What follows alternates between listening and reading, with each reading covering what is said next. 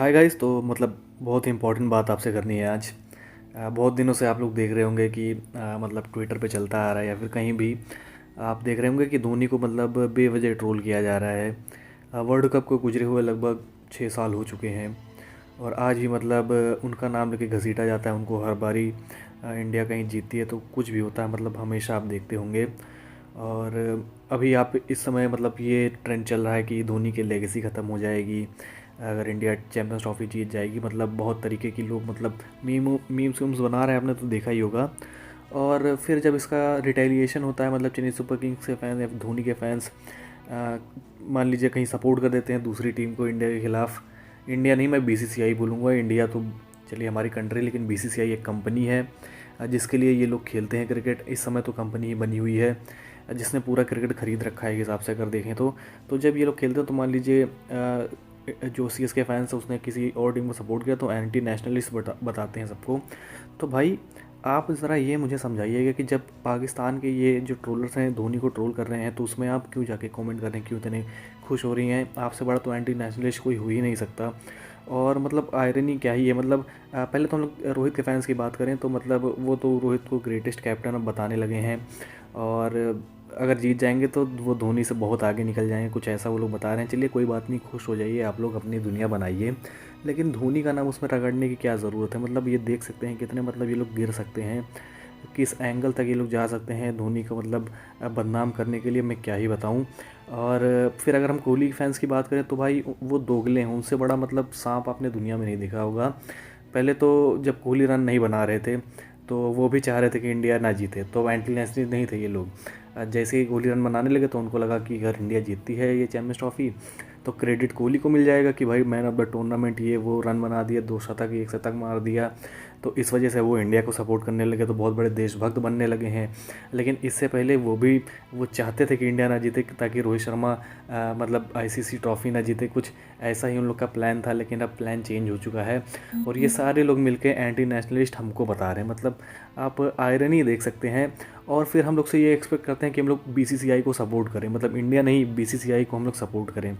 जब ये लोग पूरे दिन गंद फैलाएंगे ट्विटर पे, हर जगह इंस्टाग्राम पे, हर तरीके से गंद फैलाएंगे कि धोनी की लेगेसी ये रह जाएगी, धोनी की लेगेसी वो रह जाएगी, मतलब सब कुछ आप तो देखा ही होगा। इतना तो आप सोशल मीडिया यूज़ ही करते हैं। दाएं बाएं हर तरफ कोई स्लम्स में बैठा रोस्ट कर रहा है तो कोई कहीं बैठा रोस्ट कर रहा है। मतलब देख कर तो मूड ख़राब हो जाता है, लेकिन क्या ही कर सकते हैं, हम लोग भी बस जवाब दे सकते हैं। तो बस आपसे मेरा यही अपील है कि कब तक हम लोग ऐसे चुपचाप बैठे रहेंगे और कहते रहेंगे यार कोई नहीं, इन लोग को करने दो ट्रोल, हम तो इंडिया को सपोर्ट करते हैं, इंडिया नहीं बीसीसीआई को सपोर्ट करते हैं। अब मेरा स्टांस आज मैं पक्का कर रहा हूँ, मैं न्यूजीलैंड को सपोर्ट कर रहा हूँ फाइनल में चैंपियंस ट्रॉफी के। बीसीसीआई को सपोर्ट नहीं कर रहा। इंडिया और बीसीसीआई दोनों अलग चीज़ें हैं। इंडिया को सपोर्ट करता हूँ लेकिन बीसीसीआई को सपोर्ट नहीं करता। पूरा टूर्नामेंट रिग्ड था इनके लिए। सारे मैचेस इन्होंने दुबई में खेले हैं, किसी को ट्रैवल नहीं करना पड़ा है, सब चीज़ों का इनको फ़ायदा हुआ है। उसी वजह से ये लोग फाइनल पहुंच गए हैं, उसी वजह से ये लोग जीत भी सकते हैं। मेरा पूरा सपोर्ट न्यूजीलैंड को है। और आप भी मतलब गांधी एरा में जीना बंद करिए कि एक गाल पे थप्पड़ पड़े तो दूसरा गाल बाहर कर दीजिए। कुछ ऐसी हमें मेंटालिटी बिल्कुल नहीं रखनी है। अगर ये लोग ट्रोल कर रहे हैं, अगर ये लोग एंटी नेशनलिस्ट हैं तो हम लोग भी उसका जवाब देना जानते हैं। और अगर इंडिया की बात होती तो मैं हमेशा इंडिया को सपोर्ट करता, लेकिन ये बीसीसीआई की बात है, जैसे कि मैं बार बार आपको क्लियर कर रहा हूँ। इंडिया बीसीसीआई दोनों अलग अलग चीज़ें हैं। इंडिया को जो जीतना था वो इंडिया तब थी जब सभी तीनों जो एफसी के फैंस हैं, मतलब जो भी फ़ैन क्लब से, जब सब साथ में यूनाइट थे 2019 वर्ल्ड कप के पहले। 2019 के बाद सब अलग अलग हो गए हैं, जब से ये धोनी मतलब रिटायरमेंट जब से उन्होंने ली है, सब लोग मतलब उनका नाम घसीटते रहते हैं और सिर्फ बदनाम करने की कोशिश करते रहते हैं। तो मैं आपसे मतलब आपका ओपिनियन जानना तो चाहूँगा ज़रूर, लेकिन मेरा ओपिनियन एकदम साफ़ है कि मैं न्यूजीलैंड को सपोर्ट कर रहा हूँ। और हाँ, रही बात आईपीएल की, तो ऋतुराज गायकवाड़ ने भी मैसेज दे दिया है इनडायरेक्टली कि अगर मुझे कोई ट्रोल करता है तो मैं शांत रह सकता हूँ, लेकिन अगर मैं कैप्टन हूँ तो अगर कोई मुझे स्लेजिंग करेगा, कोई भी करेगा, तो मैं जवाब देना अच्छे से जानता हूँ और जवाब दूंगा भी। तो हाँ, आरसीबी वाले कुत्ते भी मतलब रेडी रहो, बस ज़्यादा टाइम बचा नहीं है, अब 10-15 दिन और बचे हैं। आपका भी टाइम आएगा, आपको भी जवाब देंगे, तो चिंता मत करो, इस बार दो बार आपको रगड़ा जाएगा। बस आप वेट करो, मतलब ज़्यादा टाइम नहीं बचा, बस आपसे इतना मैं कहना चाहूँगा। तो चलिए फिर हम लोग थोड़ी अपडेट्स की तरफ बढ़ लेते हैं, क्योंकि बहुत हो गया इन लोग का, मेरा माथा गर्म था, मैंने सोचा भड़ास निकाल देता हूँ आज। तो सबसे पहले तो हम लोग बात करें जो राहुल त्रिपाठी हैं, तो राहुल त्रिपाठी की इंजरी जो थी, जो आपको अगर नहीं पता तो उन्हें इंजरी हो गई थी मतलब प्रैक्टिस सेशंस में। वो नेट्स में जब प्रैक्टिस कर रहे थे तो मतलब बॉल आके उनके हाथ पे लग गई थी, तो उन्हें मतलब इंजरी हो गई थी उंगलियों में। तो अब ये मतलब आप मान के चलिए कि जो उनको इंजरी थी वो इतनी सीरियस थी नहीं, तो वो मतलब अभी 2-4 दिन का रेस्ट लेकर फिर से वो प्रैक्टिस में रिटर्न करने वाले हैं और फिर से आपको मतलब वो खेलते हुए दिखाई देंगे। तो टेंशन लेने वाली कोई बात नहीं है। अगर कोई फेक खबर फैलाता है तो उससे विश्वास मत करिएगा कि राहुल त्रिपाठी की रिप्लेसमेंट ये ली जाएगी वो ली जाएगी, प्लीज़ उस पर भरोसा मत करिए। जो मैं बता रहा हूँ उसको आप मान के चलिए कि Rahul Tripathi will be back और वो फिर से आपको प्रैक्टिस में दिखाई देंगे। फिर अगर हम लोग बात कर लें कि राहुल त्रिपाठी की ने एक और इच्छा अपनी जाहिर कर दी है।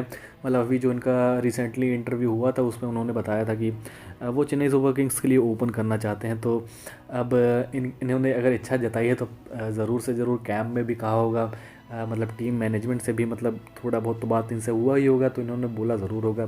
तो ये भी एक कंटेंडर अब तो बन रहे हैं मतलब ओपनिंग के। तो मैं सोच रहा हूँ एक ओपनिंग के ऊपर एक वीडियो बना दूँ, अगर आप चाहते हैं तो प्लीज़ कमेंट्स में बता दीजिएगा।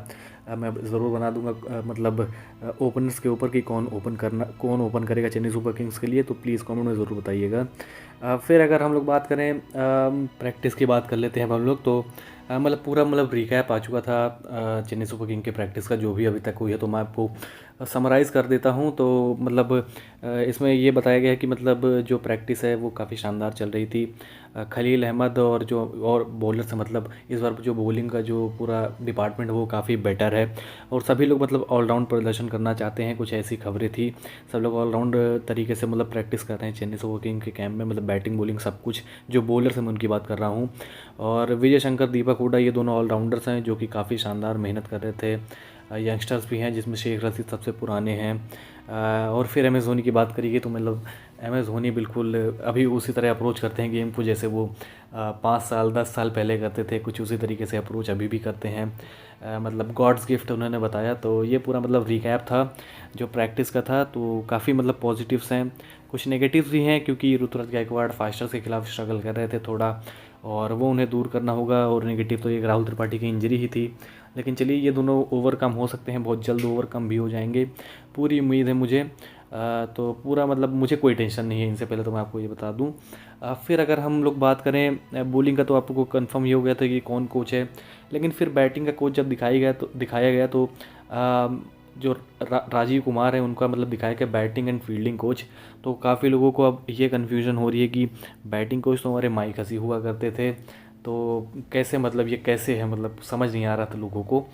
तो मैं आपको बताता चलूँ ये पिछले साल भी बैटिंग एंड फील्डिंग कोच थे, बस हम लोगों ने ध्यान नहीं दिया था। आप ये स्क्रीनशॉट देख सकते हैं। और बात रही अगर हंसी की, तो वो एक हिसाब से बैटिंग कोच और असिस्टेंट हेड कोच उन्हें कह सकते हैं, दोनों हैं वो। तो मतलब कोई टेंशन लेने वाली कोई बात नहीं है। माइकल हसी कहीं नहीं जा रहे, वो भी आपको स्टीफन फ्लेमिंग के साथ ही ज्वाइन करते हुए दिखाई देंगे जो कि हमारे हेड कोच हैं, क्योंकि कुछ लोगों को हेड कोच में भी प्रॉब्लम है कि कौन होगा हेड कोच। तो ये भी आपका क्लियर हो जाएगा कि स्टीफन फ्लेमिंग है हेड कोच, वो जल्दी ज्वाइन करेंगे।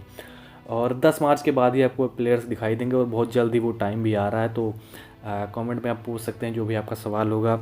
और ज़रूर मुझे ये बता दीजिएगा कि क्या मुझे मतलब जो वो वाली वीडियो है ओपनर्स वाली वो वीडियो बनानी चाहिए। और अपने भी सजेशंस मतलब सुझाव अपने कमेंट्स में दे सकते हैं कि कौन ओपन कर सकता है। और अगर आपका मतलब यस रहेगा कमेंट्स में तो मैं ज़रूर आपको वो वीडियो देने वाला हूँ जिसमें मैं बात करने वाला हूँ कि कौन होगा मतलब चेन्नई सुपर किंग का ओपनर कौन ओपन करेगा। ऋतुराज गायकवाड़ करेंगे, रचिन रविंद्र करेंगे, राहुल त्रिपाठी करेंगे, सैम करन का भी नाम है, आर अश्विन का भी नाम है, राहुल त्रिपाठी का भी नाम है। तो हाँ, काफ़ी एक्साइटिंग वीडियो होने वाली है। अगर आप चाहते हैं तो मैं ज़रूर बनाऊंगा। तो चलिए फिर, अगर आपको ये वीडियो पसंद आई तो प्लीज़ लाइक ज़रूर करिएगा और चैनल को ज़रूर सब्सक्राइब करिएगा। और हाँ, New Zealand for the win champions trophy final में। तो चलिए फिर मिलते हैं आपसे अगली वीडियो में, तब तक के लिए बाय।